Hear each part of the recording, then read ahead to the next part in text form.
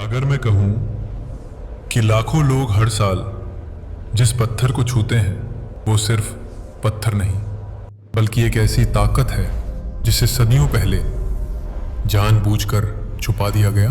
इतिहास की किताबें चुप हैं, पुरातत्व सवाल पूछता है और धर्म जवाब देने से डरता है। क्या भारत का एक प्राचीन राजा अरब की रेत में कुछ ऐसा छोड़ गया जिसे आज तक कोई पूरी तरह मिटा नहीं पाया? दोस्तों, ये सिर्फ कहानी नहीं है, ये वो सच जिसे जान लेने के बाद आप कभी वही इंसान नहीं रहेंगे जो अभी तक आप हैं। आज का वीडियो आपको यकीन दिलाने के लिए नहीं है बल्कि सोचने पर मजबूर करने के लिए है, क्योंकि कुछ रहस्य खुले तो इतिहास नहीं तूफान आ जाते हैं। ये वीडियो किसी धर्म के खिलाफ नहीं है, ये वीडियो है उन सवालों के बारे में जो सदियों से पूछे ही नहीं गए। इतिहास कहता है मक्का में काबा इस्लाम से पहले भी कुछ मौजूद था। ये भी सच है कि उस दौर में अरब में मूर्ति पूजा होती थी, लेकिन सवाल यह है क्या वो सिर्फ मूर्तियां थीं या कुछ और जो इतिहास से मिटा दिया गया। बहुत प्राचीन समय की बात है जब इतिहास और रहस्य एक दूसरे में घुल जाया करते थे। कहा जाता है उस समय भारत केवल एक देश नहीं बल्कि एक महान सभ्यता था, इतनी विशाल कि उसकी सीमाएं आज के नक्शों से कहीं आगे तक फैली हुई थीं। उज्जैन के महान राजा विक्रमादित्य महाकाल के परम भक्त थे। उनका साम्राज्य पश्चिम की ओर बढ़ता गया और कहा जाता है कि अरब प्रायद्वीप तक भारत का प्रभाव पहुंच गया। उस समय के अरब को अरावस्थान कहा जाता था, जहां लोग संस्कृत जैसी भाषा बोलते थे और वैदिक परंपराओं का पालन करते थे। ये सुनने में आज अजीब लगता है, लेकिन यही तो इस कहानी को रहस्यमय बनाता है। कहानी यही नहीं रुकती। कहा जाता है कि मक्का में एक भव्य शिव मंदिर बनाया गया, नाम था मक्केश्वर महादेव। मंदिर के गर्भगृह में एक स्वयंभू शिवलिंग जो खुद प्रकट हुआ था, इतना शक्तिशाली कि दूर दूर से लोग उसके दर्शन करने आते थे। कुछ लोग कहते हैं मक्का शब्द संस्कृत के मक से आया और काबा गर्भगृह का अपभ्रंश है। इसका मतलब हुआ दोस्तों ईश्वर का पवित्र घर। शिवलिंग के चारों ओर 360 देवताओं का उल्लेख मिलता है और लोग उसके चारों ओर 7 बार परिक्रमा करते थे, जैसे आज भी हमारे मंदिरों में होता है।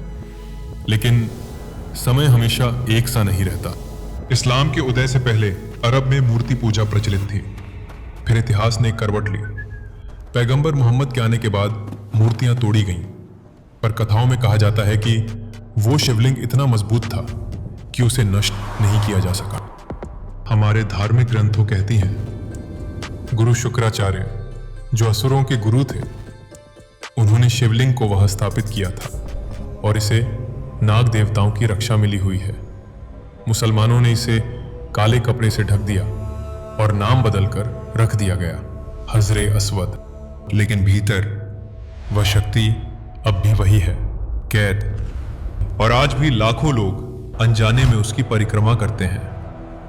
यह भी कहा जाता है इतनी प्राचीन शक्ति कि अगर यह पूरी तरह प्रकट हो जाए तो महाविनाश हो सकता है। दोस्तों, अगर कभी कोई हिंदू पूरी तरह शुद्ध अवस्था में बिना मांस, बिना मदिरा, बिना किसी तामसिक आहार के और उस स्थान पर गंगा जल अर्पित कर दे तो वह केवल एक कर्म नहीं होगा बल्कि एक संकेत होगा। उस क्षण भगवान शिव स्वयं प्रकट नहीं होंगे बल्कि उनकी चेतना जागृत हो जाएगी, और जब शिव की चेतना जागती है तो वह सिर्फ विनाश नहीं बल्कि असत्य का अंत और सत्य का पुनर्जन्म होता है। शिव की तीसरी आंख क्रोध का नहीं बल्कि ज्ञान का प्रतीक है। वह आंख दुनिया को जलाने के लिए नहीं बल्कि अज्ञान, अहंकार और भ्रम को नष्ट करने के लिए है, यानी विनाश नहीं, परिवर्तन। शायद ये कहानी किसी प्रलय की चेतावनी नहीं बल्कि एक सवाल है, क्या हम आज भी अपने कर्मों से शुद्ध हैं? क्या हम धर्म को समझते हैं या सिर्फ उसका नाम लेते हैं? दोस्तों, क्या ये रहस्य कभी उजागर होगा या ये शक्ति हमेशा के लिए छिपी रहेगी?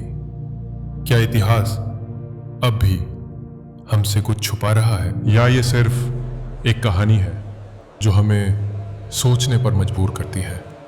और इसी के साथ ये रहस्यमय यात्रा यहीं समाप्त नहीं होती, क्योंकि इतिहास सिर्फ किताबों में नहीं होता, वो सवालों में जिंदा रहता है। जो दिखाया गया वो शायद अधूरा सच है, और जो छुपा है वो अभी सामने आना बाकी है। अगर आपको रहस्य, इतिहास और युगों के अनसुने किस्से सोचने पर मजबूर करते हैं तो युग यात्रा को सब्सक्राइब कीजिए, क्योंकि यहाँ हम कहानी नहीं सुनाते, हम युगों की यात्रा करवाते हैं। आपको क्या लगता है दोस्तों? आप अपना विचार कमेंट बॉक्स में जरूर बताइए। फिर मिलेंगे एक और रहस्य के साथ, एक और युग में। युग यात्रा, जहां इतिहास सवाल बन जाता है। अगर आपको भी महादेव से प्यार है तो कमेंट में हर हर महादेव जरूर लिखिए। प्रेम से बोलिए, हर हर महादेव।